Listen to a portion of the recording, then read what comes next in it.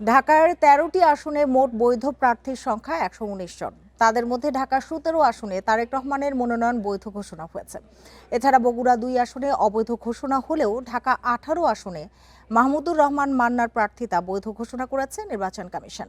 বিকেলে এসব কথা জানান ঢাকার ১৩টি আসনের রিটার্নিং কর্মকর্তা ও বিভাগীয় কমিশনার শরফউদ্দিন আহমেদ চৌধুরী।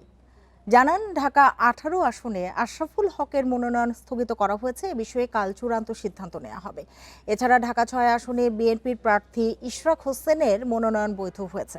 তবে ঢাকা ৯ আসনে স্বতন্ত্র প্রার্থী তাসনিম জারার মনোনয়নপত্র বাতিল করেছে রিটার্নিং কর্মকর্তার কার্যালয়। এ বিষয়ে ইসিতে আপিল করার কথা জানিয়েছেন তাসনিম জারা। এছাড়া ঢাকা ১৫ আসনে জামায়াতে আমির ডাক্তার শফিকুর রহমান, ঢাকা ১৩তে খেলাফত মজলিসের মামুনুল হক, ঢাকা ৬-এ জামায়াতের আব্দুল মান্নান ও ঢাকা ৮ আসনে এনসিপির নাসির উদ্দিন পাটোয়ারির মনোনয়ন বৈধ ঘোষণা হয়েছে। ঢাকা ১১ আসনে ১২ দলীয় জোটের প্রার্থী এনসিপির আহ্বায়ক নাহিদ ইসলামের মনোনয়নপত্রও বৈধ ঘোষণা হয়েছে। তফসিল অনুযায়ী মনোনয়নপত্র বাছাই কার্যক্রম শেষ হচ্ছে আগামীকাল।